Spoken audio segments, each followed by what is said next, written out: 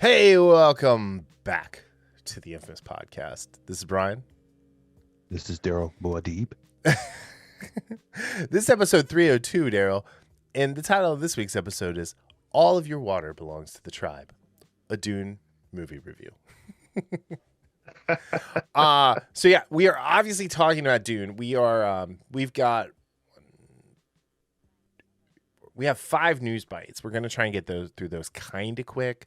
There's a bunch of stuff to unpack and talk about. So a couple of the news bites we're not going to talk a ton about, but we thought they were important. And then we're going to get to Dune. And you guys know Dune is my favorite book. We've talked about this, especially a lot lately. I've read it 31 times, at least, and I have thoughts. So it was funny because yesterday when I started watching it, Jess was like, so is Brian like the book or whatever? Because, I still have the book on the mantle or on the coffee table. And I was like, yeah, he's read it like every year since he was like 13 or 14 or something like that. I couldn't remember the year. Yeah. And she 13. looked over. Yeah, she looked over at me. I'm like, yeah. I was like, well, technically the last several years he's actually listened to the audiobook. Yeah. But It's my favorite book. It is hands down my favorite book. It is, it's my favorite IP.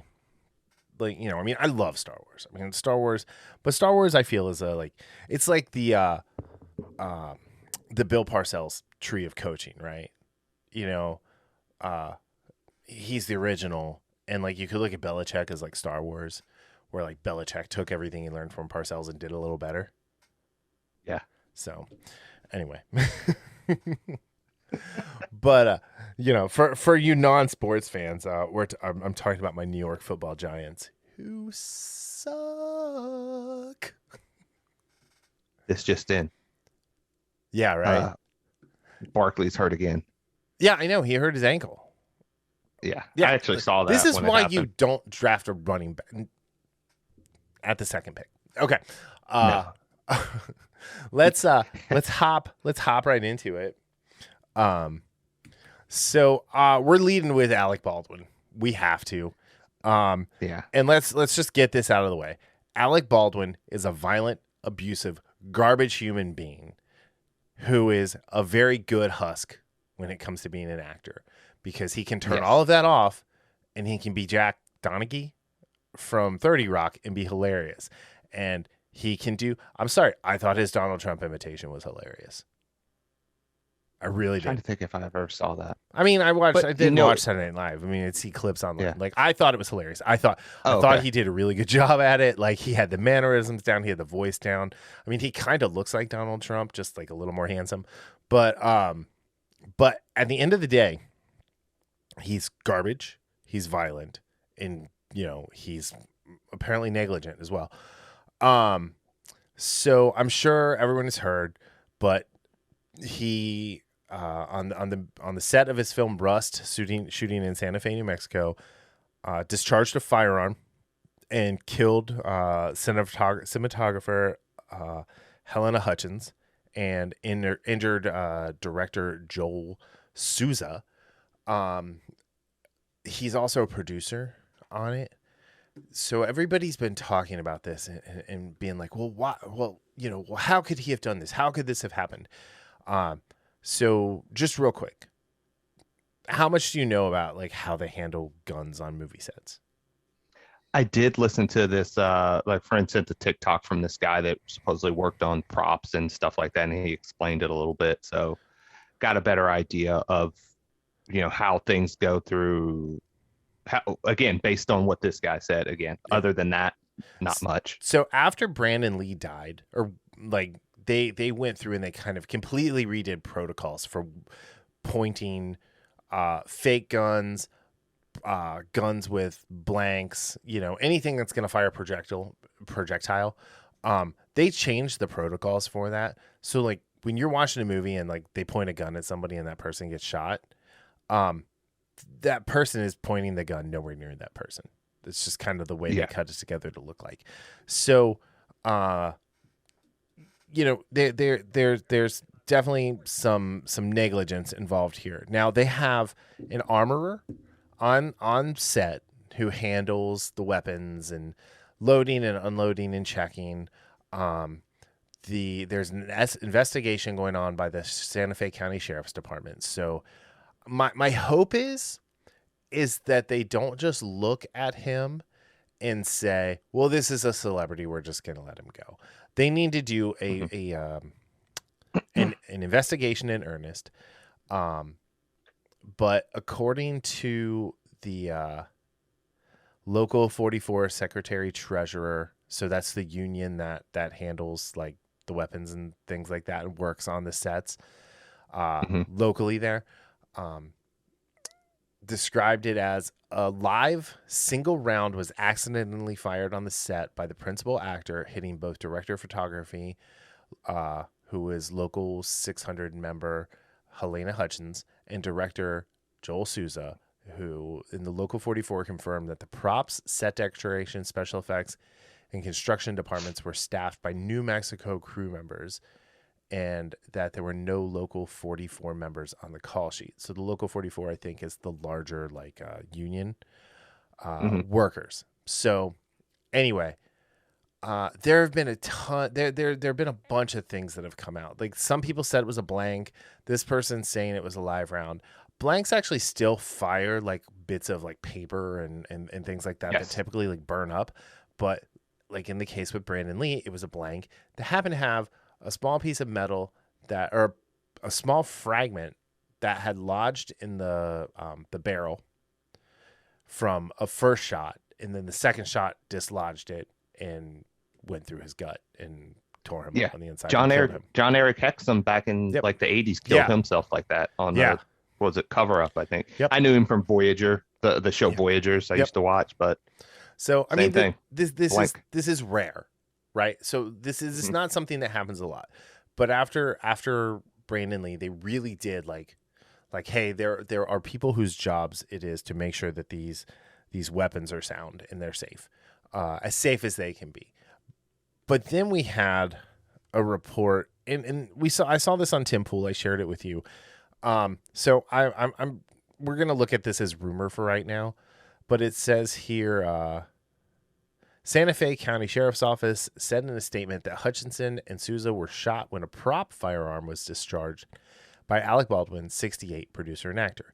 No one was arrested in the incident, and no charges have been filed. The office said detectives are interviewing witnesses, and the incident remains under an open and active investigation. According to an on-set source, the director had called for another take when Baldwin, in parentheticals, jokingly remarked, "Another take? How about I just fucking shoot you both," before firing on the pair. Now, if this is true, Jack Posobiec posted kind of about this, saying that if this is true, that actually would qualify as second-degree murder in the state of New Mexico. Yeah. So at the very least, it's an accident, right? But if he's taking and pointing a gun at people and pulling the trigger, even with a blank in there, that is, to me, the very least, absolutely negligence. Is negligence, which would probably be a manslaughter charge. Now, do I think Alec Baldwin should go to jail for this? No, I do not. Unless he said, "How about I shoot you both," and then fired at them. Then that's different. Even in a joking fashion, that's a negligent thing. Putting my feelings for the absolute garbage human being he is, no, he should not. He should not go to jail unless the investigation says he should go to jail. Yeah, which is funny because if we've seen some of the things he said on Twitter about certain people he doesn't like, whether it be officers of the law or other people, and he would not have that type of grace to say something like that. And that's where like living up on the high road looks nice. Yeah, and this is the thing. I mean, even his we statement, like I don't know, it was definitely written by his publicist. Yeah. So this is the thing. The only way that I would say this is not negligence on his part is if, like, I know we have the rumor may have been said, was if this was some type of rehearsal in the sense of the director said something about, say getting the scene right. And even though that doesn't quite make sense why he would still point it at them, what we said before, it doesn't matter the situation. You never point, always assume the gun is loaded. Right. I told you this, like, even when I know for a fact 1,000% because I took the magazine out, because I checked to make sure that there wasn't a bullet in there. I will never point a gun at someone. It's, one of the things they said in class is like, you don't point the gun at something unless you're willing to destroy it. Right. That's you like point at rule what number you one. want to kill. Plain and simple. And people will say, and people will say, well, this is a problem. It doesn't matter. If it was an airsoft gun, if it was a paintball gun, unless you're in the right arena, you never point something that fires a projectile at someone. Like if I'm going to point a because Nerf accidents gun, happen. Yeah, if I'm pointing a Nerf gun at someone, I'm intending to Nerf kill them. It is. I'm trying to shoot them in the chest, head, or stomach with a Nerf dart that preferably will kind of hurt. Or a super soaker. Yeah, but that's always got bleach in it. So anyway. Okay. I'm kidding. It's pissed. So we need to talk about that. Anyway, so no. But his statement here, he says, and he did this on Twitter, and he did it typed. He couldn't even like be bothered to do it as like a video or even a fucking TikTok. There are no words to convey my shock and sadness regarding the tragic accident that took the life of Helena Hutchinson, a wife, mother, and deeply admired colleague of ours.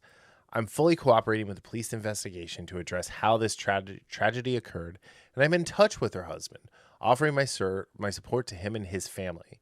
My heart is broken for her husband, their son, and all who knew and loved Helena. Dude, do that as a video, for Christ's sake. And it's funny because he's a 68-year-old man, and he's basically embracing that culture of, you know what, let me just type it and just throw it out there and have it's all, again, I look at social media for the most part, especially when people do on Twitter, as a lack of accountability. And that's kind of, even if I don't care what that said, first, it wasn't from him. We know that. Right. So that knocks it down like 5 pegs. Even if it wasn't from him and he actually did a video, you can actually see emotion on his face. So that would be bonus points for him. Right. But instead, like you were talking about earlier, he is just a husk of a human being as an actor. Yep. And we get that.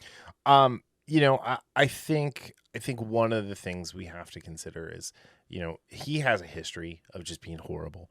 Like, with Mel Gibson being cast, and I actually bumped the Mel Gibson thing because of this. But Mel Gibson got cast in The Continental and the prequel, the 3-episode prequel of John Wick, which I think is actually kind of cool because I like Mel Gibson. Like, like I don't like Mel Gibson as a person. I like Mel Gibson as the you can differentiate husk that is doing what husks should do, and that's how I'm referring to actors from now on.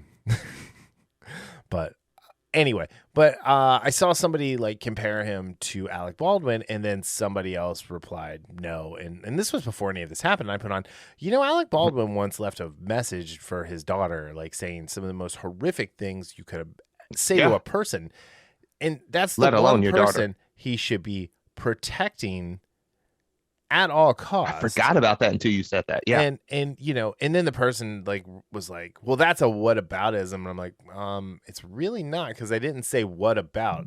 Because you brought up Alec Baldwin, and I just reminded you he's a garbage person. Yeah. So, but I mean, he's gotten into fights with people, paparazzi, crew.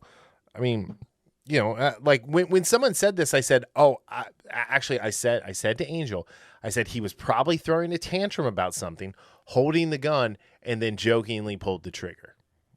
Yeah, that was my first thought, but because of him.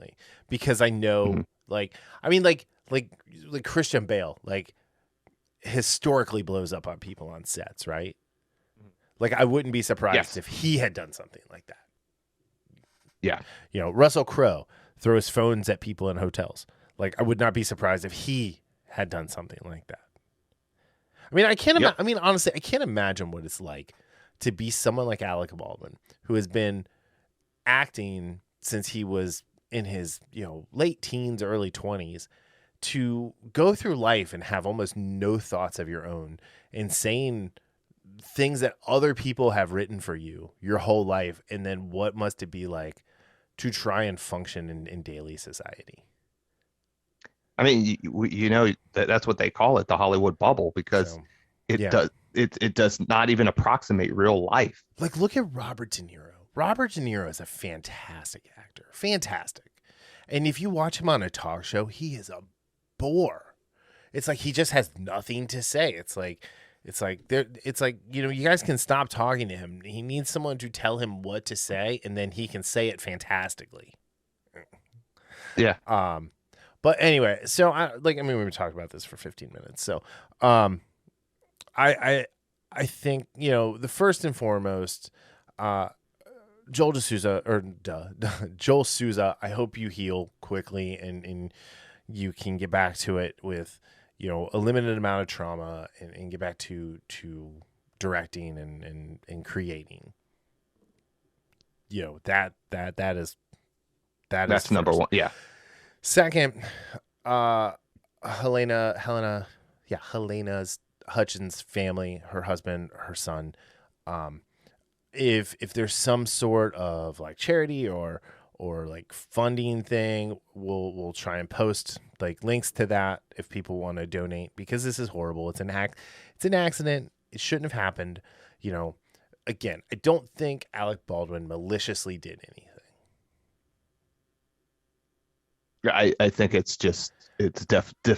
definitely, well, I won't say definitely, it's almost most probably negligence, Right. At the very least, I think, from based on like thinking of scenarios of how it happened. Mm-hmm. There is literally only one scenario that is not negligence on his part, and that was if they were actually filming a scene, right, and he was charged to do that and accidentally pointed it at them or something along those. That's the only way it's not negligence. Correct. On his part. All right, so moving on to Gina Carano, who I don't consider a husk because she was a fighter before she was an actor. Yes. And we'll just be real quick. So her movie White Knuckle got canceled, which she canceled it actually because of vaccine mandates in Los Angeles County and in California, where they were going to shoot part of the movie. So the Daily Wire pulled forward the next movie that she was going to work on, which is called it's a Western. It's called Terror on the Prairie. And so they've started filming Terror on the Prairie. And it's got Cowboy Serrano in it, which is pretty cool. It's got Cerrone, sorry. Donald. It's yeah. And then it's got our boy Nick Searcy from Justified. Which quick side note, I got my Raylan Givens Star Wars figure pre-ordered today. Oh, I was going to ask you about that, the Cobb Vanth. Yeah, so Raylan Givens in Boba Fett armor. Like, I didn't realize Raylan liked to go to Star Wars conventions. And also it also has Samari Armstrong from the OC and a couple other movies. It's looking like it's going to be a Daily Wire exclusive, tentatively scheduled for a spring 22 release. Also, I'm always up for a Western. Terror on the Prairie, not the greatest name in the world, though. But I don't know. I mean, like, I think it depends on the movie, and we'll find out. But White Knuckle is going to get made. Yes. That was pushed back to Q1 of 22 to start shooting. So, this is exciting. I think that Daily Wire needs to start pumping out more and more stuff.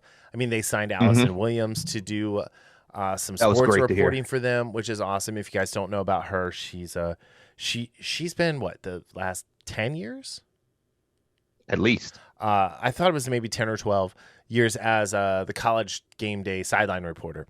And she's a real one. She's a fantastic sports journalist. She actually asks these coaches hard questions. She doesn't just try to stroke their ego like when they're going to the locker room. She knows what she's talking about when she's reporting from the sidelines. And because, mandates and things like that, however you feel about it, I don't care. But she's trying to have a baby, so she didn't want to take it. And I think her doctor told her not to take it, actually. Yeah, I believe so. Two separate doctors, I Yeah, believe. if so, we're supposed to listen to doctors, right? So anyway, but yeah, so no, I think this is really cool that the Daily Wire is doing this, and I'm glad that Gina is back in the saddle, so to speak, getting us a new movie coming out soon. Yeah, I'm looking forward to that. All right, so the next one, we're just gonna bust through these next two. Why the Last Man got canceled? Good. Yes. I mean, good. Absolutely good. But, Honestly, I'm usually not that guy, but when you completely just ravage an original story like they did, I don't care if the original creator was a part of it or not. It deserves what did Joker say? You get what you effing deserve. Yeah.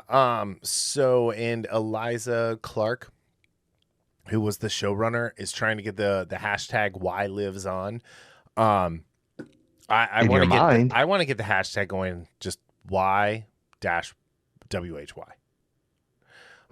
So why? Because she thinks that some other television network is gonna pick up this just mess of a show. It got no publicity really, and it got canceled after the 7th episode aired. Yeah, that should tell you everything you need to know. Keep in mind, they dropped 3 episodes the first week. Yeah, and for people trying to say it's just because of the budget, if you believe that, I got some beachfront property in Nevada to sell. Yeah, yeah. But I mean, I might at some point it might be beachfront. A boy can dream. But the fact that they took the what is a simple concept of a show or of a story and then tried to make it where it just killed cisgender men. Well, no, it killed anyone with a Y chromosome. A Y chromosome. So that's the whole thing of the story. And if you read the comic, they did touch on what happened to women who dress like men and whatnot. Yes, they were hunted and murdered by women.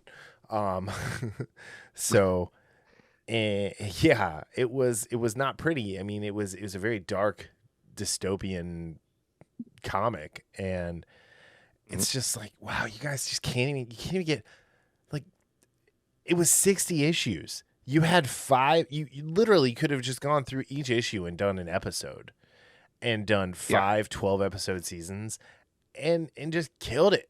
Just killed it. You don't even have to follow exactly. You could. What is this saying? What? I don't know. You had one job. Oh yeah. One job. How dare you?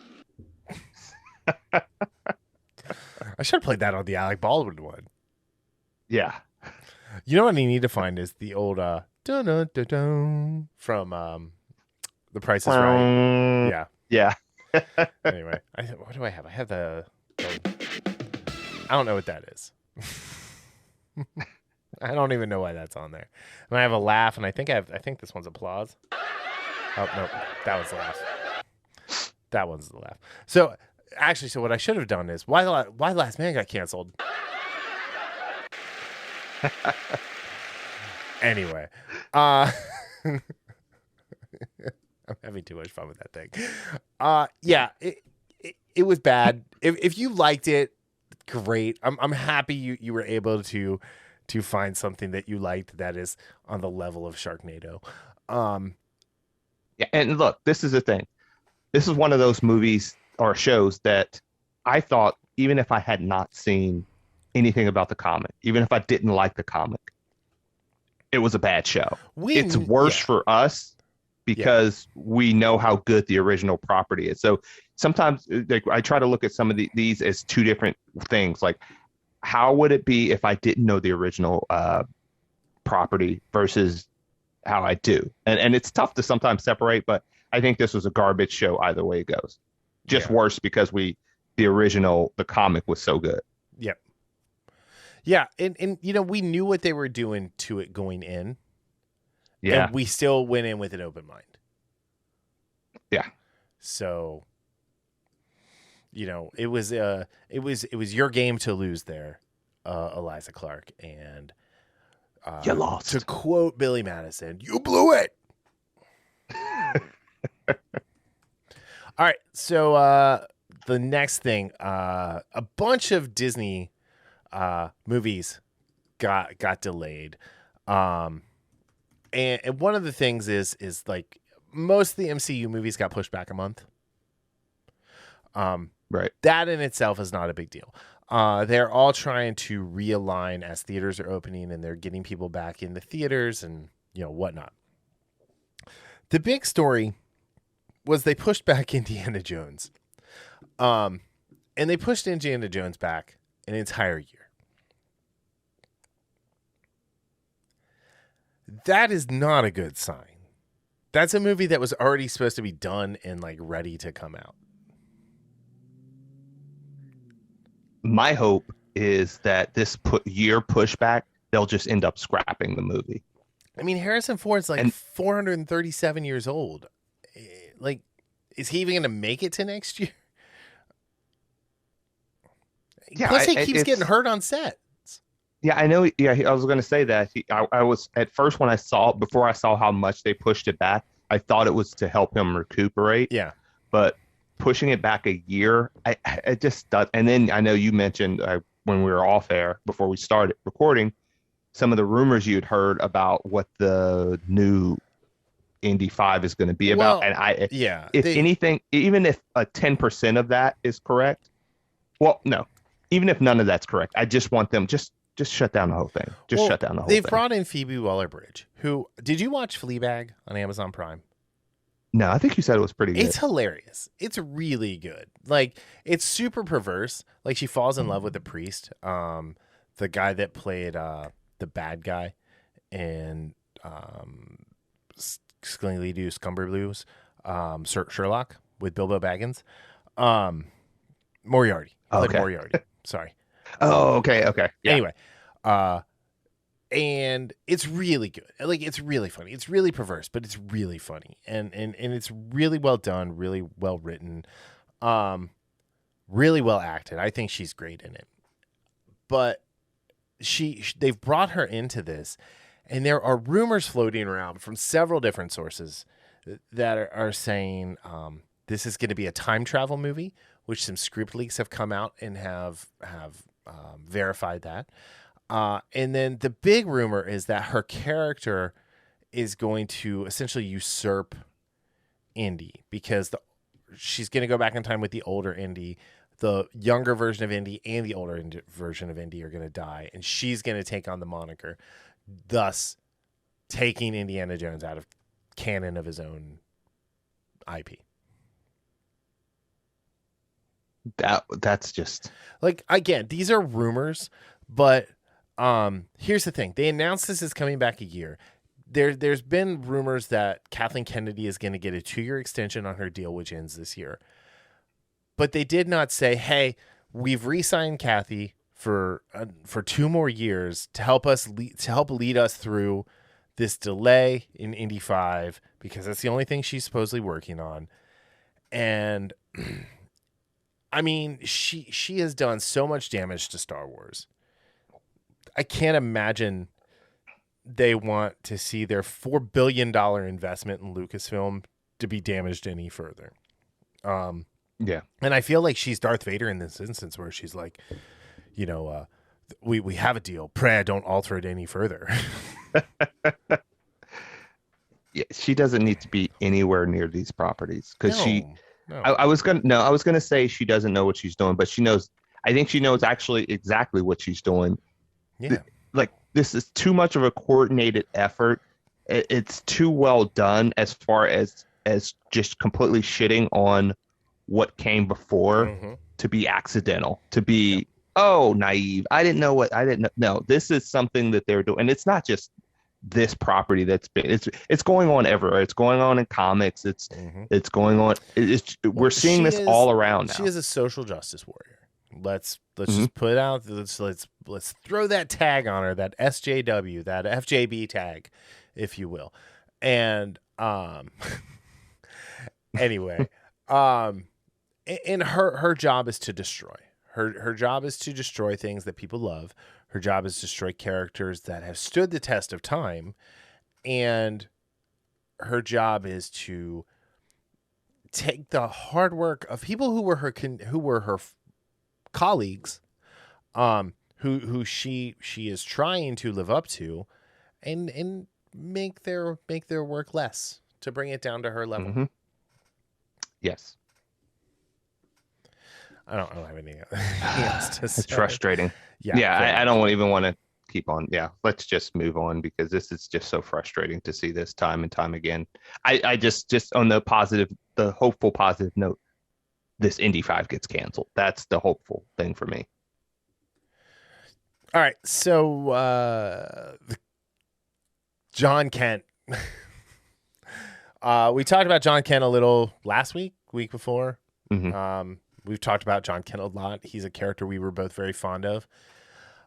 They aged John Kent up. That's the most egregious thing. They've decided to have John Kent come out as bisexual.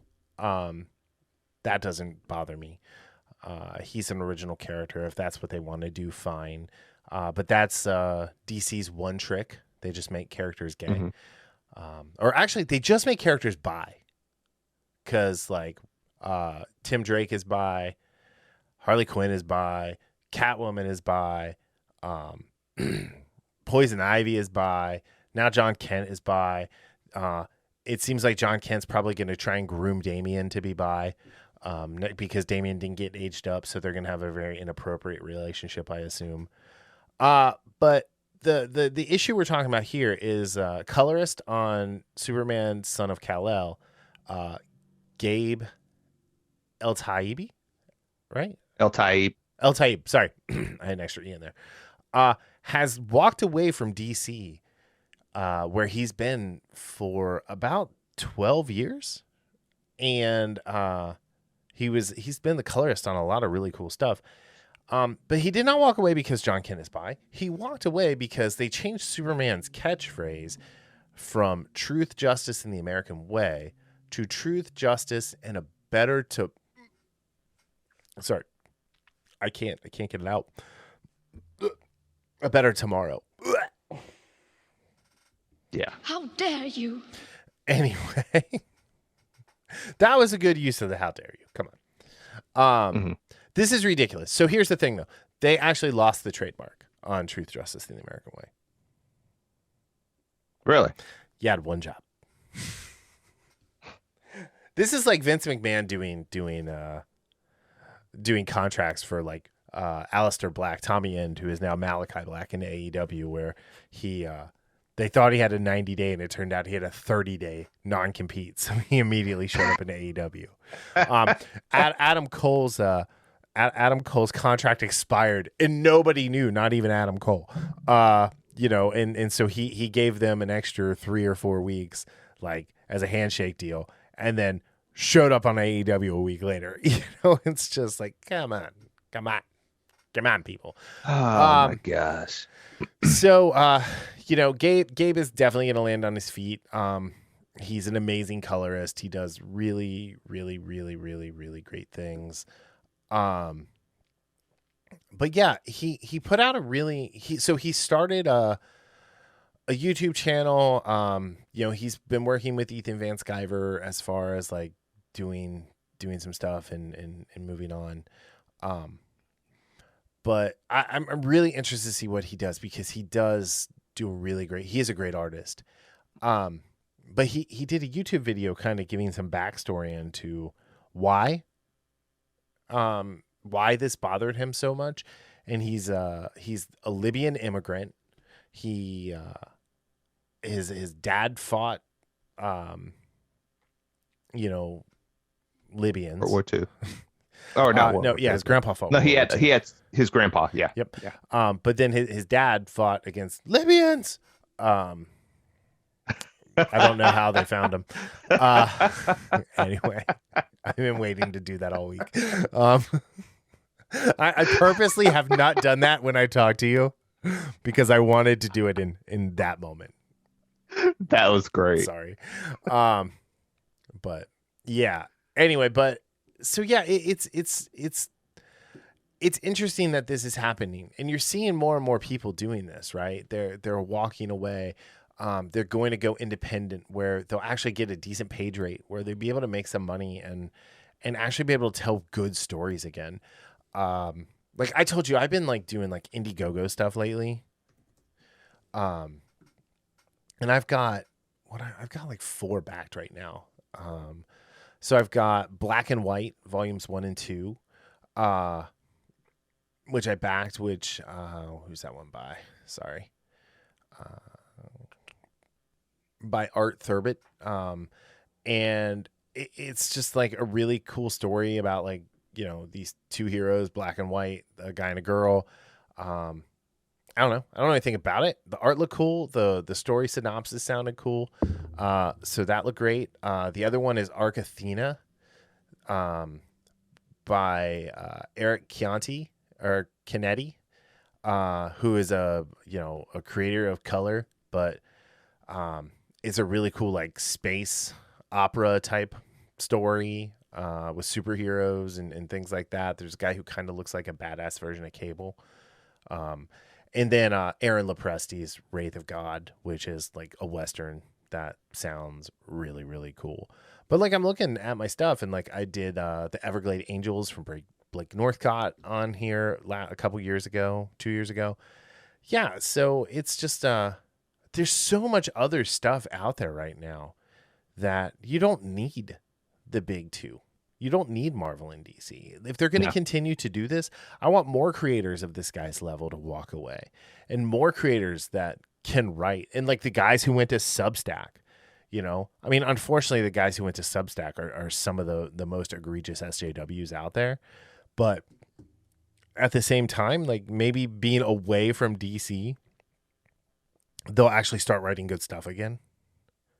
Yeah.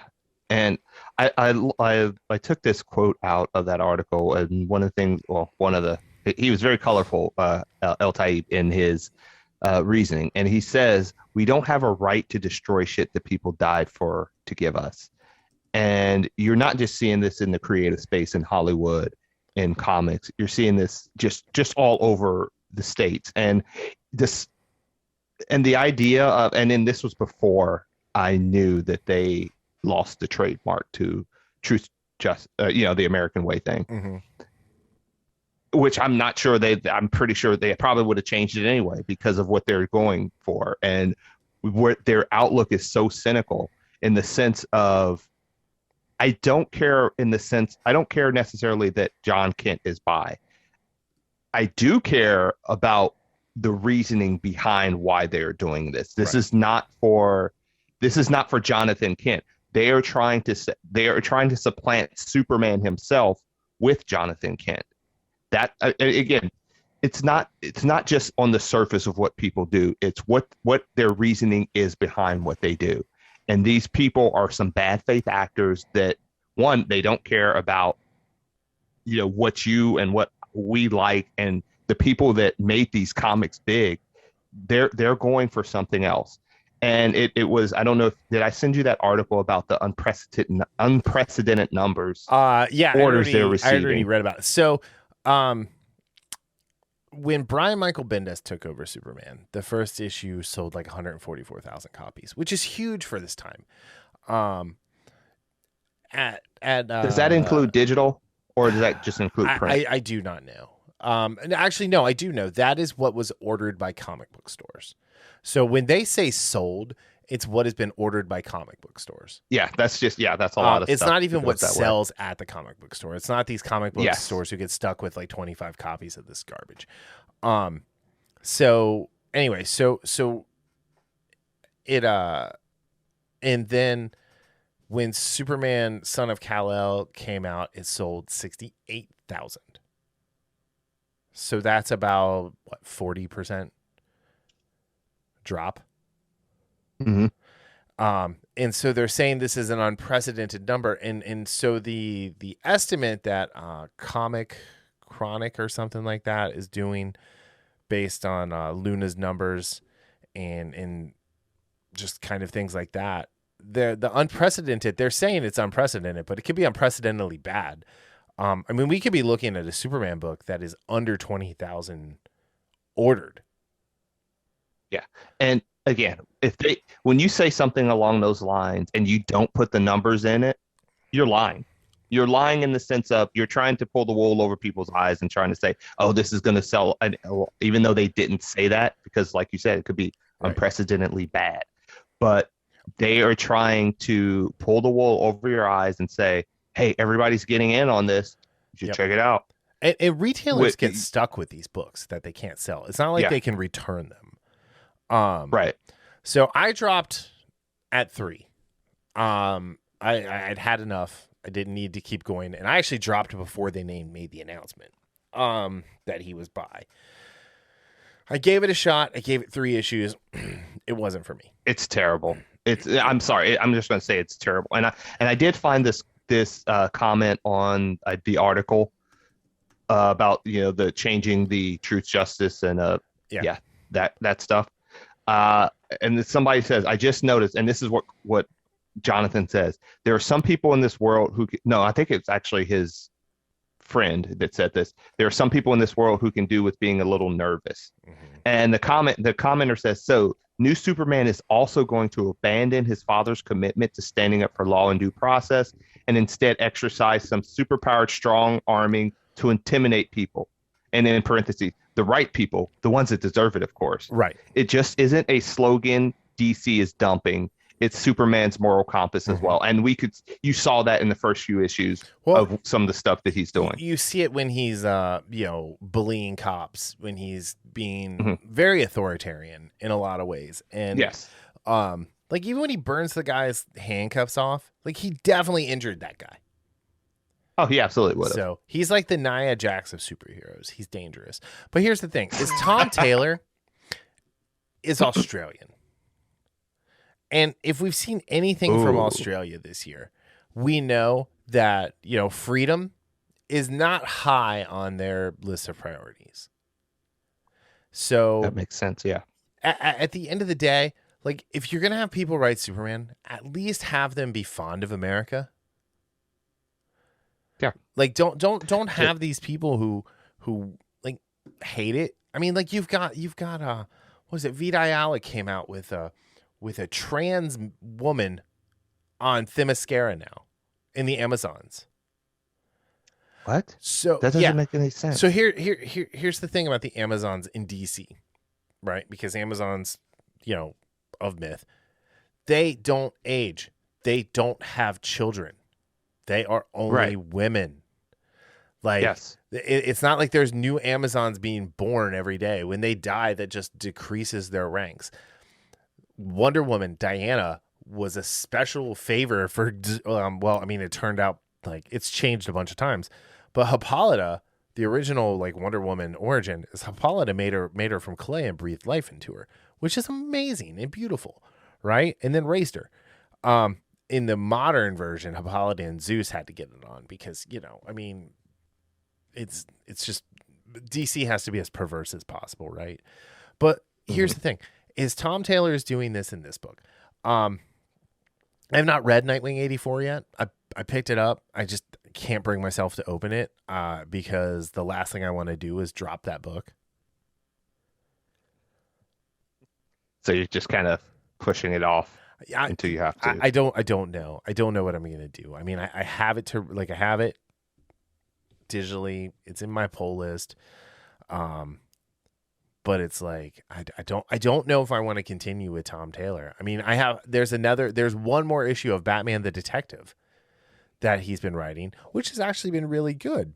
But it's like, I don't know if I want to support this guy, but maybe it's the 51-49 rule. Like, I buy these 2 books, and there's only one left in Batman the Detective, and then I'm still buying Nightwing, but I'm not buying anything else he writes.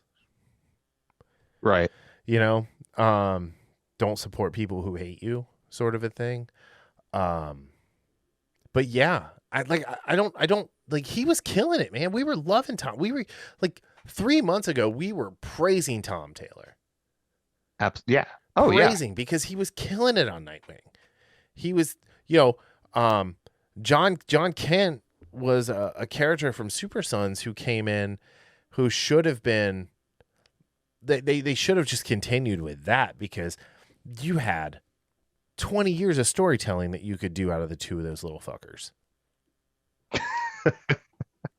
Yeah, I love Super Sons. I mean, the dynamic of Goody Two-Shoe, John Kent, and, murder assassin Damian Wayne. I mean, yeah. Yeah, and again, going back to the whole Superman thing, yeah, that's the worst thing they've done, in the sense of Jonathan Kent is completely.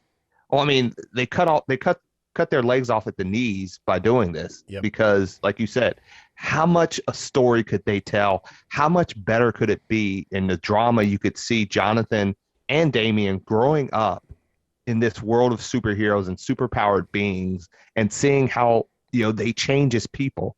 And instead you have one of that Deus Ex Machina. Jonathan goes into the future and whatever, grows up as a man, comes back. Just so yeah, I don't understand it. Yeah, I don't get it. Just don't get the book. I mean, honestly, like it's not worth it to pick up. Like, the people that they're writing this for aren't buying comics. If you don't buy this stuff, if you don't just it's hard to get past my completionist nature, right? But if you don't want to support this stuff, just don't buy it. And eventually they will hopefully be like, yeah, nobody's buying this stuff. Maybe we should do it a different way. I mean, that's the only way that's going to happen. I mean, that is happening, in the sense of the numbers are, for a lot of these things, are going down the drain. Yeah, I mean, it's ridiculous. It has to be worse. That Superman book is selling under 70,000 books is ridiculous. Yeah. All right, let's move on. All right, so we're gonna talk about Dune, but Darryl, before we get started, I just have to say, I must not fear. Fear is the mind killer. Fear is the little death that brings total obliteration. I will face my fear. I'll permit it to pass over me and through me. And when it's gone, I'll turn the inner eye to see its path. And where the fear is gone, there will be nothing. Only I will remain. That, I have to say, is one of the most poignant lines from any, and I will say this, any literature, one of the most powerful and poignant lines and can be used in anything ever. It is just so strong, and I knew you were going to do that. I was actually going to start with I was going to start with that, but I don't know it. I haven't read it enough to actually know the entire litany. Now, I did say that with a fair bit of sarcasm. So the other quote that I really liked, and this one was actually in the movie, a process cannot be understood by stopping it. Understanding must move with the flow of the process, must join it and flow with it. And while I feel like that is actually that's actually the subhead for this week's episode. I feel like that is an apt description of how Villeneuve approached his adaptation of Dune. Mm-hmm. When people have been asking me about it today, I've said it's the Clint notes. Like Clint Howard, like not quite fully baked. There's like not enough there to be whole. So like it's not even as like the Cliff Notes version of this would have been preferable to the Clint Notes. Yeah. Okay. So I'm gonna get this out of their way. So out of 10 chipped and shattered blades, I dropped this all the way down to a 6 out of 10. Okay, that's fair. I have it at a 7 out of 10. Okay. So I was between 7 and 6.5, and I told you I tried to rewatch it this morning or today. And I turned it on. I listened to Chaney talk about how oppressed the Fremen were. I said, nope, I need more time before I come back to it. It's not you. No. It is you. It's not me. Yeah. It's not you, Dune. It's me. Well, let me rephrase this. It's not you, Denny. It's me. But But yeah, so I want to talk about the good things first. And feel free to interrupt and whatever. Because if you don't, I probably won't stop talking. I love 99% of this cast. Yeah, I cast is one of the stronger points of it. We'll talk more about the visuals and what he's known for. Yes. And I know you said that in the text where kind of like you've mentioned, Zack Snyder should be a cinematographer. Yes. Same with Denis Villeneuve. The same thing. Yeah. And, I think the casting choices I had the issues with were Jason Momoa as Duncan Idaho. One, there's too much Duncan Idaho and not enough Gurney Halleck in this first half of the movie. And then two, there was too much Duncan Idaho, especially the way he dies. And by the way, spoilers for a 65-year-old book. Anyway, so the way he dies, the way he dies in the book, right, is it's kind of like a throwaway, like, oh my God, they killed off this character who we haven't like really fully met, but we know is important to these people. Because he becomes much more important in books 3, 4, and 5. Oh, okay. Interesting. You'll find out when you get there. But again, the 40-year-old books, you're open to spoilers. Sharon Duncan Brewster, who played Dr. Liette Kynes, did not work. The reason she did not work, and it's not because she's a woman who was a woman of color who replaced a man. It was because she did not have the tone of voice that led you to believe she was an expert in anything that she did. Yeah, she didn't have that command. She just sounded like her voice was shaking every time she talked. Yeah. As far let me go back for I actually didn't mind, and again, I do like Jason Momoa on screen, not Jason Momoa the person on Twitter, but he has Twitter? that charisma. Yeah, I mean, he has always stands, or not just some of the stuff he says. Like, I don't know if it's on Twitter or whatever, but he says stupid stuff. Yeah, I mean, again, Husk. Yeah, I did like him as I did like him as Duncan. I agree though that you did not have nearly enough of Gurney in this, and there were a lot of moments in here, and we'll probably talk more about that. Felt that they were short. Gurney was not the only thing that it felt shortchanged in this first half of this movie, or first half of bringing this book to life. Well, yeah, we did not get nearly enough of Baron Harkonnen. We weren't even introduced to Fade Rotha, his other nephew. I saw all these people like swinging on Batista's nuts, like he did awesome. He said 12 words. Yeah, what you could have picked any hulking bald guy to do the role, and it would not have changed one way or the other, other than saying, "Oh, look, it's Dave Bautista on screen." Yeah, I didn't find he did anything of note. Yeah, I thought Charlotte Rampling as Gaius Helen Mohayam, the Mother Superior of the Bene Gesserit, was awesome. She was kind of terrifying in the way she's supposed to be. I'm going through the secondary characters before I get all the way up. Stephen McKinley Henderson as Thufir Hawat, I really liked.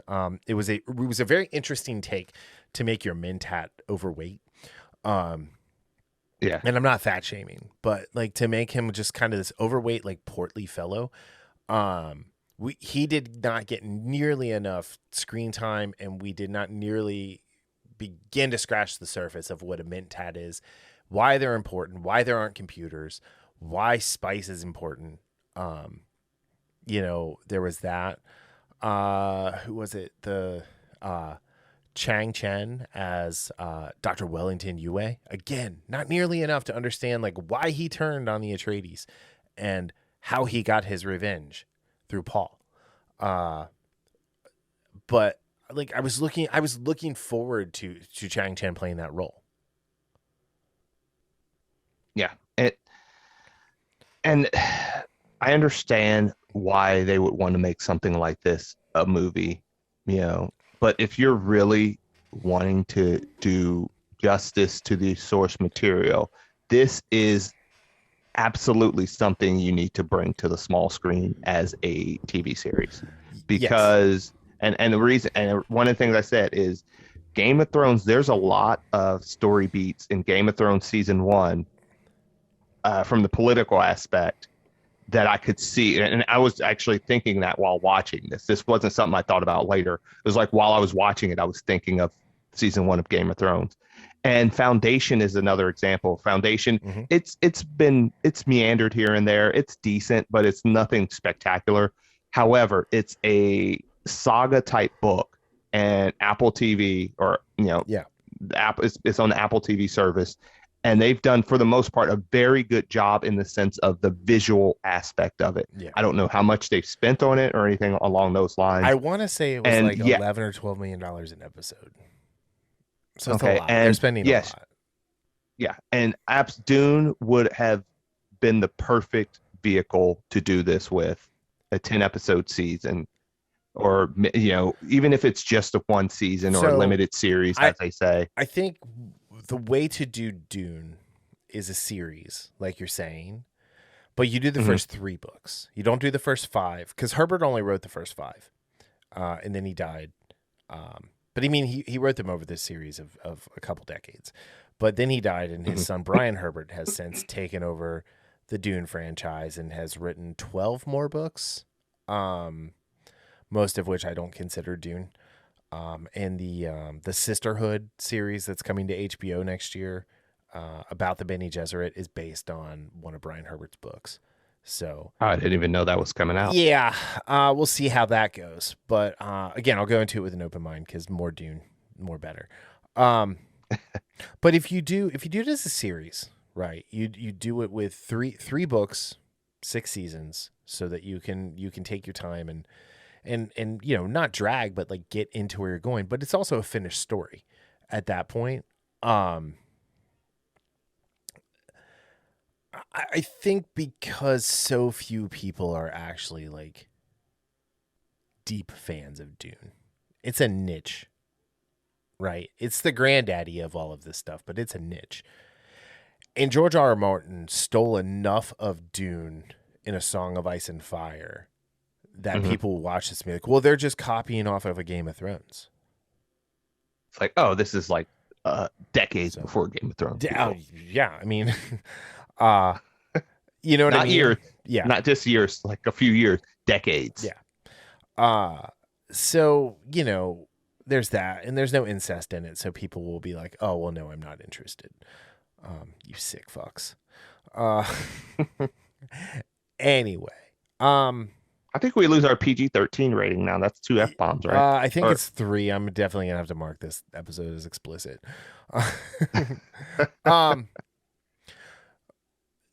Timothée Chalamet was perfect. Yes. He was spot on perfect for the arrogance of Paul Atreides. All the way through. I had high hopes for Rebecca Ferguson, and I still have high hopes for her if they make the second half. But her the direction that she was given for Lady Jessica was kind of mind-boggling. She's powerful and regal, not bubbly, as I've been saying. Oscar Isaac, again, perfectly cast as Leto, although about 8 inches too short. Like I said before we started. Gurney Halleck, Josh Brolin was perfect. We did not get enough of him. Stellan Skarsgård as Baron Vladimir Harkonnen, I thought was amazing. We got almost none of him. We got him in a tar bath, essentially. Batista looks like the Beast Raban. Great. we were missing Bill Skarsgård, who is Fade Rotha in the second half. If they make a second half. So I have to keep prefacing it if they make it, because I saw someone saying it was greenlit, but I have not seen a single article that says it's greenlit. Yeah, and it's going to be interesting to see what the numbers will be for this. I know we went over this last week, I think, when we were talking about some of the numbers. They were kind of guesstimating what it was going to get or projecting. So they threw the Thursday and Friday numbers together for this one. Okay. It made between 16 and 17 million on 4,100, just over 4,100 screens. If you look, Black Widow did 17.7 million just on Thursday night. Shang-Chi did like 16 million just on Thursday night. They were projecting it to open between 40 and 60.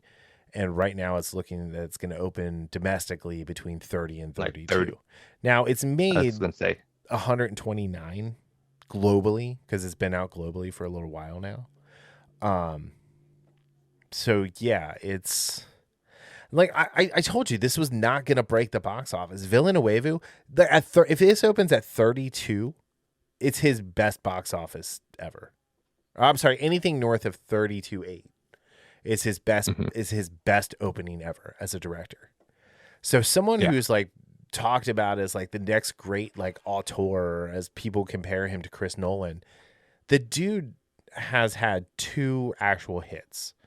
Two actual moneymakers, Sicario and Prisoners. Yeah. Because those two movies were made for nothing, and they made, well over what it took to be profitable. Yeah. And again, we've talked about him and over and multiple times on this show, as well as off air. And again, I'm one of those that, as much as I've loved some of his movies, I mean, I'm a huge fan of Sicario, loved Arrival, haven't finished Prisoners yet, but I do want to see that. Do want to finish that. Prisoners was good. I did like Blade Runner 2049, despite it being a lull in some places. Yeah. I can absolutely see why his material doesn't necessarily hit with audiences. And I mean, it just doesn't matter that I love it or that I like it. I can see he doesn't always connect with audience. And again, it's not just, being boring, or slow moving, like I say, Blade Runner. I don't think he's able to connect with a good portion of the audiences with some of his movies. I don't think he gets the details right. He gets the larger picture right, but he doesn't get the details right. Like in this, he focused on some things and cut some things out that really needed to be in this first half for the second half of the movie to hit.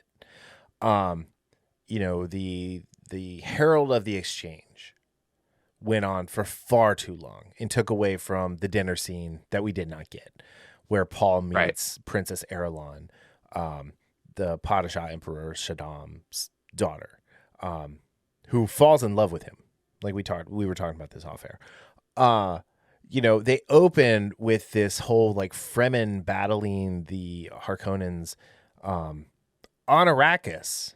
And Chaney is talking about how oppressed the Fremen are and how downtrodden they are, and how the Harkonnens have oppressed them, and then who is their next oppressor going to be? And then it's close up on Paul Atreides' face. I told you I almost walked away. I literally almost turned it off and walked away and said, I'm not watching this. He did not understand the Fremen at all. And I really don't think he understood Lady Jessica. No. Either. He's elevated Chaney to something that she's not necessarily meant to do. She's not, she's a leader, cause she's a Sayadina, much like Jessica becomes. And she's revered, but she is not necessarily like the leader. And she's Paul's equal in the ways that partners are equal, right? Like people who are in love are equal, but she's also like supposed to help bring about Leon Galite. Oh, how do you say it? God, they said it like 1,000 times. The one from Off-World, Who Will Know Their Ways. Yes. The Lisan Al-Gaib or something like that. Lisan Al-Gaib, thank you. She's supposed to bring that about, even though she doesn't know she's being worked. Because Paul kind of falls ass backward into it when he becomes the fulcrum and drinks the water of life. But, we should not have seen Chaney in this first movie, other than in his dreams. And I actually thought that's what they were going to do. And then one of the things you said, that was a curious way they ended this movie. It ended at such a wonky point. It was like... almost... Oh, sorry, go ahead. I was going to say, it reminded me of kind of like in Lord of the Rings, at how they end, like the first one, the Fellowship of the Ring, and how they split up and then they're going on their separate journeys. That's kind of reminded me of that, and how they're walking on the rock through the desert. I was going to say it's like the second Hobbit movie where you see where the movie was supposed to originally be cut in the middle. Yes. After they had, where they added all the stuff with the elves and Legolas and everything. It's like, this was the halfway point where you should have stopped. I know we're all over the place, but I cannot talk about this in a linear fashion. The spice was not really shown to be super important. At no point did someone say the spice must flow, which is fine. I don't need that. Water, though, was not as important. Like, they were carrying Jameis's body, and this was the problem. They rushed that whole thing. They fought with their still suits on, which was stupid, because if both of them one of them dies, the other gets cut, his still suit doesn't work and he'll die in the desert. Right. It's like those little details that they just didn't pay attention to. When they were at the one siege where Duncan died, like all the technology that was in there, it's like, no, these are rustic people. They're desert creatures. Even the way they killed Kynes was stupid. Like he's in the books and in other versions, he's left in the desert, and he's a desert creature, and the desert reclaims him. And in this time, the desert did reclaim her, but like after she had been, stabbed several times in an execution. Yeah. So I don't know what he was going for here. It's definitely a ton of style over substance, and it's beautiful. The thing with the palm trees, right?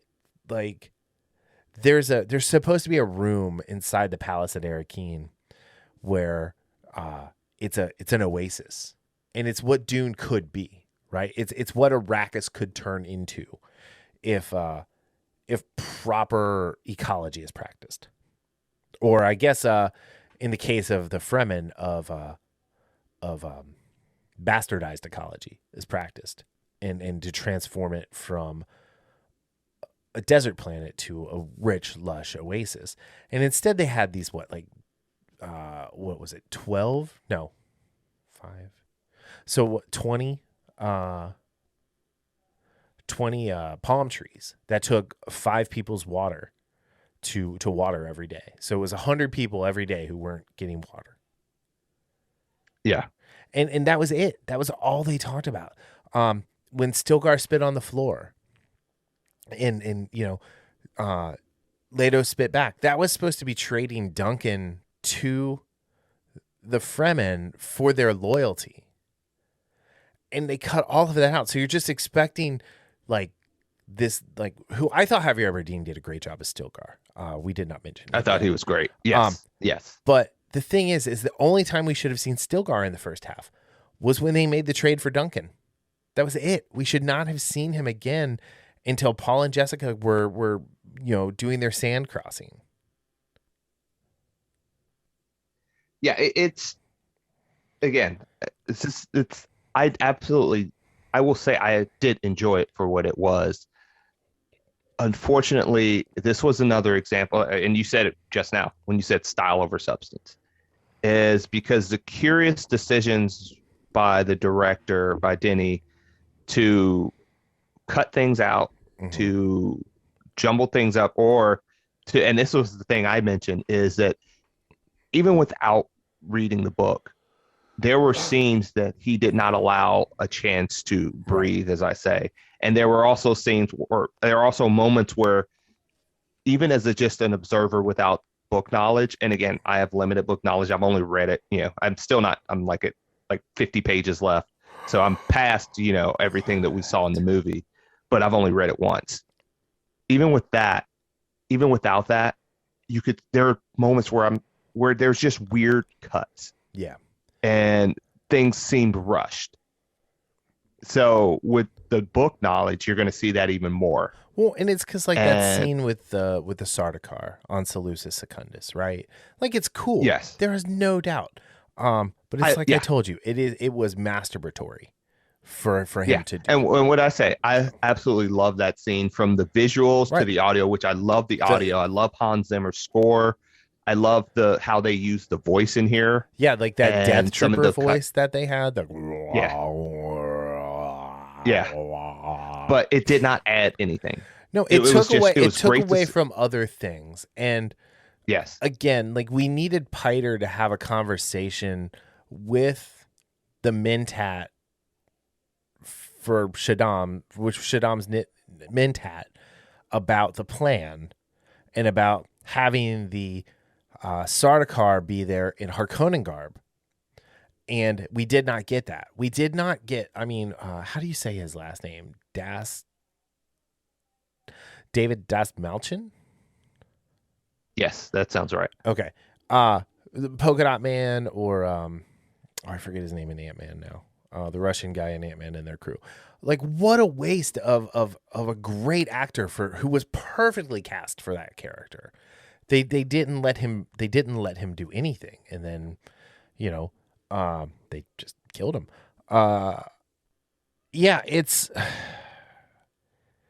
This is gonna go down, I think. Here's the thing: is there's a lot of people who are gonna come out and be like, "This is a masterpiece," right? Because it's so beautiful, and because as a world, we are trained to look at the Clint's notes of things. Not even the Cliff's notes, not even the full text. This is a Dune made for people who only read the headlines. That should be a quote on the movie itself. And because that's absolutely true. This Dune is made for people who only read headlines. The Infamous Podcast. HBO is going to take away my access to the press site. Yeah. It's not. I could. It was funny because I saw a couple people talking about it. I don't know if he's a fan or not, but Ryan Cannell, he actually really liked it. He said I don't know if he had listened to the audiobook. So yeah, that's what it was. Okay, but again, this is one of those things that, because it's so pretty, you're gonna let it get away with bad behavior. Yeah.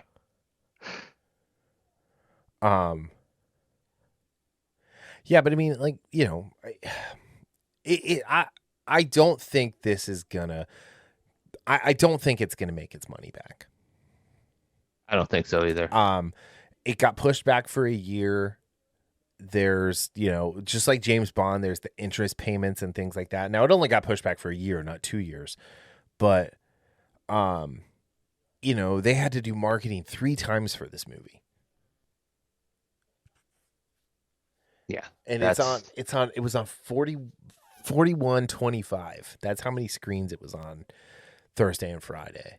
And it only made $32 million at most. Yeah. So I've said, like, again, this is my favorite IP. So I'm gonna be way more harsh than I am for other things. Like I'm not going to be forgiving about this just because I love it. Because I love it, I'm going to look at it and say this is made for people who only read headlines. But I told you this is not going to be a runaway box office hit. The original, ugh, God, quit saying that. The 1984 David Lynch Dune lost money. It never made a profit. In all these years, I don't think it's ever made a profit. And it's but it's garbage. So you don't ever hear David Lynch like bragging about it. You don't hear any other actors be like, yeah, I was in Dune. They're like, Dune? I don't remember being in Dune. I'm hoping the second half will give us something, but I told you, I'm afraid it's going to be Chaney's story and not Paul. I think there's too much modern... what's the word I'm looking for? Sensibility isn't the right word because I don't think there's too much modern illiberalism in this that someone has to be a victim, someone has to be oppressed, someone has to be an oppressor. Well, yes, the Harkonnens are oppressors. They are tyrants, they are dictators, but they're also trying to make all sorts of money for the chom. And line their pockets at the same time. And the Emperor is jealous of Duke Leto for being so popular. So what does he do? He sets him up to fail. There's a lot of current day things that you can look at for both of those things. But it was just handled so clumsily. Yeah. We've said this before. I've said this before in Hollywood when you're taking, and again, we mentioned it with Why the Last Man. A lot of these creators think they're smarter than they really are. And the reason I say that is they try to make these changes. They try to say, hey, this stuff, putting in things to resonate with current audiences. A lot of these properties already resonate with current audiences. Right. You don't need your grubby hands to change it to fit your perspective. If you actually just take the time to sit down and read it and to think on it, to understand it.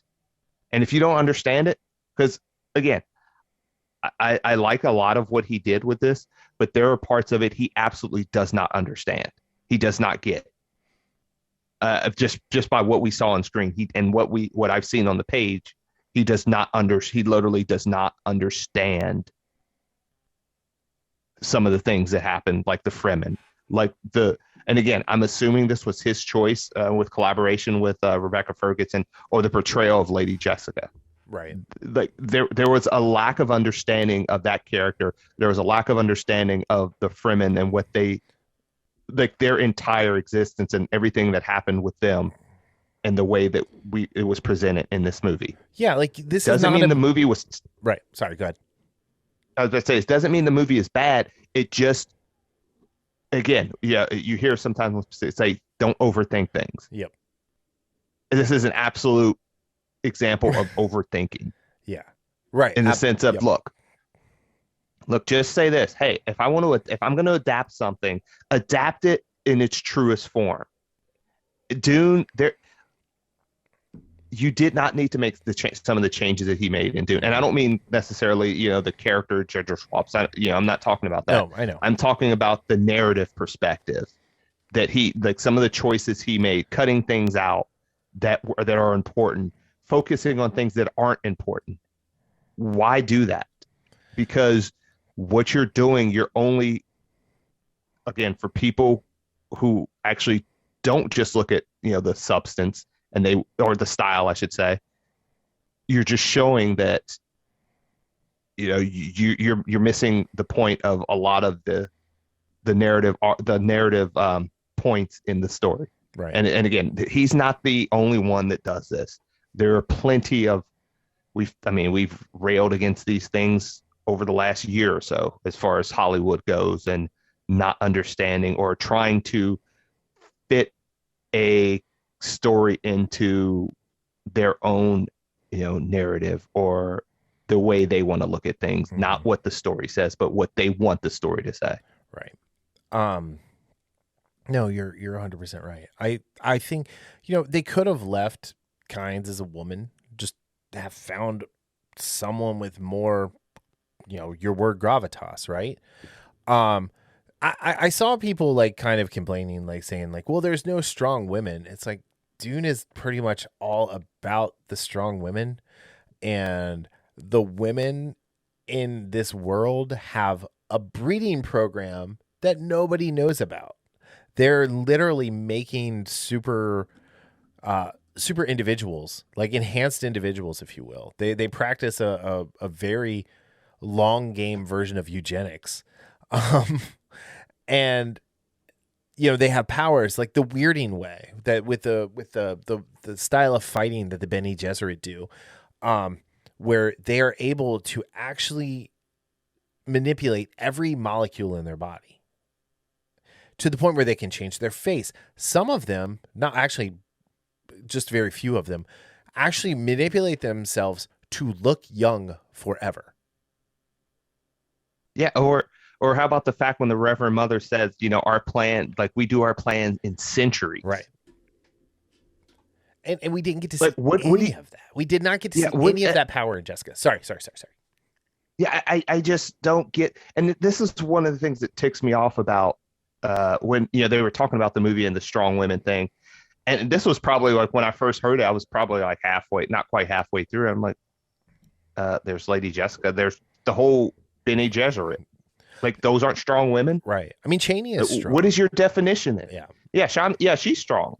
Like what are you trying to do? Like, what is your definition? Because that is where the disconnect is with stuff like this is I absolutely see Lady Jessica as, I mean, she is there's no way you can't call her a strong woman or the Bene Gesserit in general. They are strong, powerful women that on the down low run the galaxy in a way. Yeah. In a lot of ways. Yeah. Them and the Spacing Guild, they run the place. We didn't even get the Spacing Guild. They mentioned them in passing. Yes. Like that just was real ridiculous. Quick. That like, it's just, I just, they went for the message of victim and victimizer over everything else. To the detriment of the story. And, I think, well, I mean, I've said, like, Villeneuve makes really long, really boring, really pretty movies, right? But, yeah, let me rephrase. Arrival did all right. It was a $47 million budget that made 203. Oh, no, Sicario did crap. It was a $30 million budget and only made 84. So, yeah, it's, I mean, looking at Dune, it's at is a 165 budget. It's by the end of the weekend, it'll probably be at like 160, but it's going to need to make it's probably going to need to make $500 million just to break even. And the McFarlane toys were garbage. They were very disappointed. I was so disappointed. I was super disappointed. So disappointed. At least the pops are cool. The pops are the best. The pops are actually probably the best thing. I found the Paul at Target the other day and picked it up. But, yeah, I just I don't want to rail. I don't want to rail on him. Like, he's from, where's he from? Oh, he's from Montreal. Yeah, he's from Quebec. I mean, he's Canadian, so of course he's not going to understand, everything that the Fremen are going through. No, I'm kidding.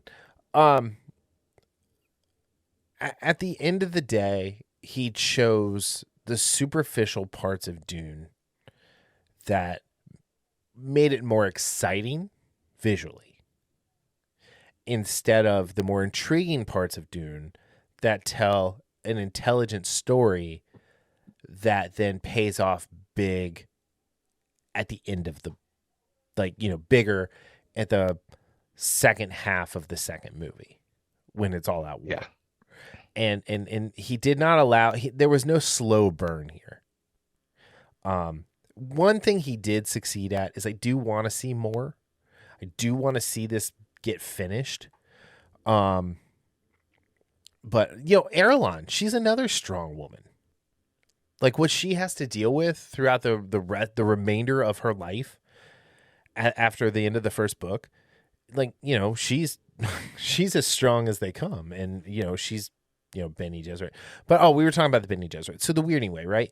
They can control everything. They can move faster than the eye can see, right? They can, like with a swipe, cut your head off, just barehanded. And her weirding method was the weird ninja backflip away from Stilgar. Like it was like, okay, well, one that looks neat, but I can go watch Heels and watch. I got to watch Stephen Amell do that. It's not like without wires.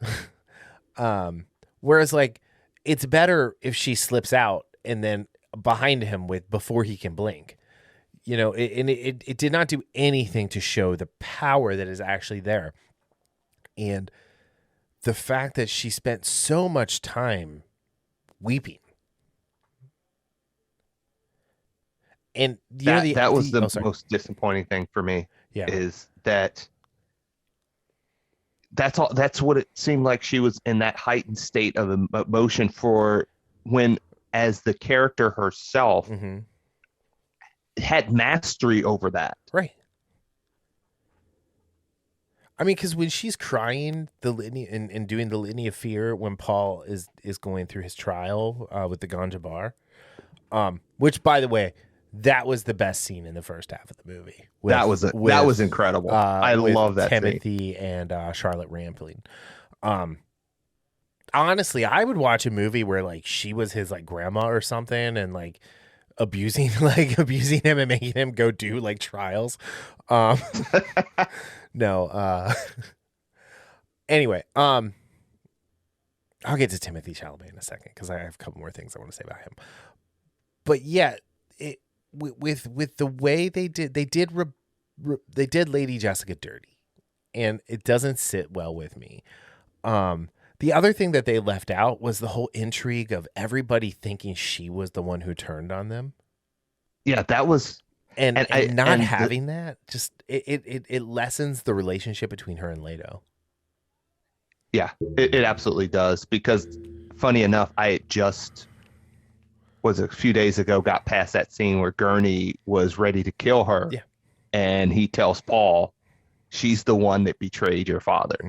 And I was thinking of that as we were watching this, and how, when Leto said, I never, what did he tell her? His like, it was something like, I always, in the book or basically in the book.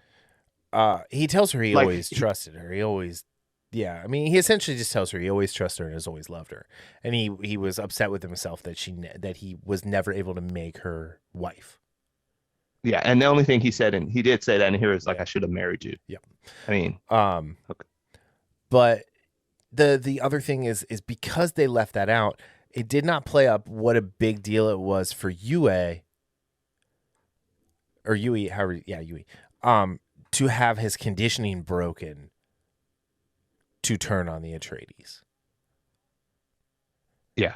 So again, like he left out so many like just important things that would have been very easy to like show in just a couple lines of dialogue and some interactions with characters. Instead, we have Duncan cutting up with Paul in the hangar. Oh no, you don't have any muscles. It's funny. Like that would have been great for the preview, and then not have been in the movie. Oh, that'd have been perfect, right? Yeah. Because I think we're all used to that at this point. Yeah, it's so. All right, so Timothy Chalamet. The only thing I've ever seen him in, before this was the Predators movie with Boyd Holbrook, where he's the autistic kid. Wait a minute, that was him? Yeah. Wow. So I have not seen anything with him in it. And I've always heard, like, no, me neither. He's this amazing actor. He lived up to the hype. He is amazing. He has a control over his face and his voice that is true artistry. And I think he was perfectly, I said it already, he was perfectly cast as Paul. Again, so see, if they were doing this as a series, like, you could do the first book as 2.5, maybe even 3 seasons to let him get to the point where he's aged up to play the preacher version of Paul in Children of Dune, which is, far into the future. Not far in the future, like, another 12, 13 years. But again, like, the strength that Paul gets from going through the trial with the Ganja bar, from surviving that first night in the desert and ingesting all of that spice that awakens the fulcrum, which he doesn't know what it is, and it's very in a prototypical state. Just what a waste of a great performance. Yeah, I won't say it's a waste because I don't think the movie is bad. I think what the movie does is just, when it was one of those movies that, again, if you just follow the blueprint that Herbert gave you, and yes, you might have, especially if you're making a movie, you're going to have to make some cuts here or there, but the cuts that were made were not the right cuts. No. And the that's stuff he what, added in was, again, like, superfluous. Visually stunning. Yeah. Yeah. Like, it was really cool to see those palm trees outside of the great palace of Arrakis. It was cool. That looked awesome. It's like, they look so out of place, like they're supposed to.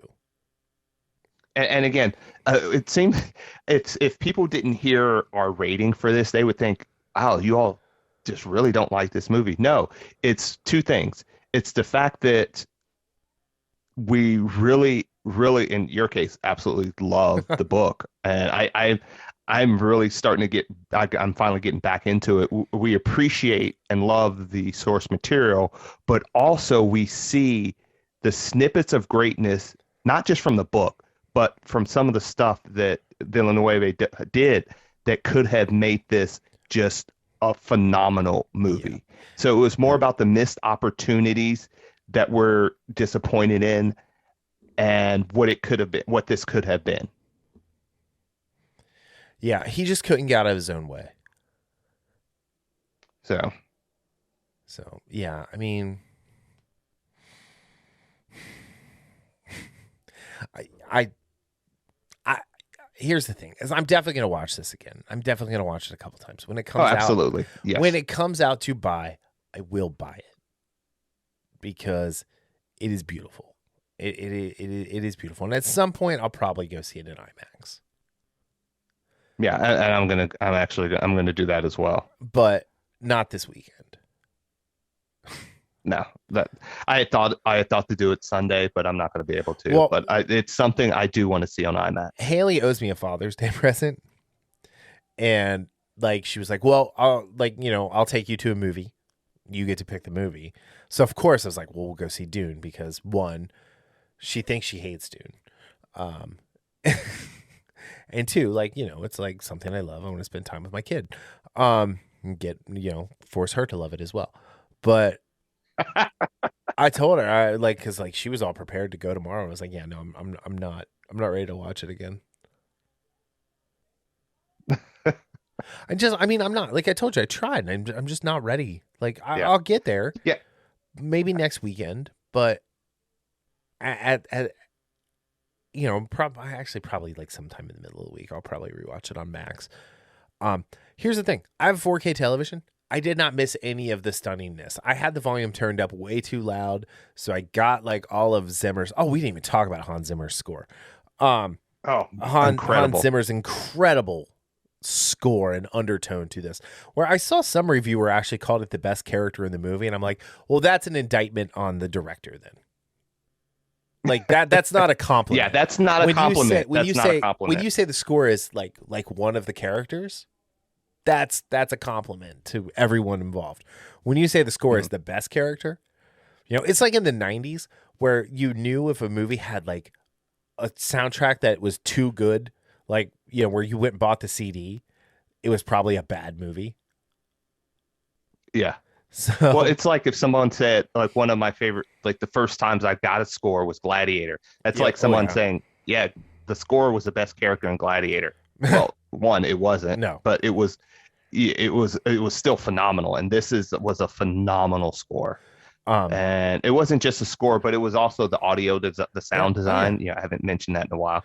Yeah. But like all of that stuff just combined to make visually, the effects were great. And the ornithopters were amazing. Yeah.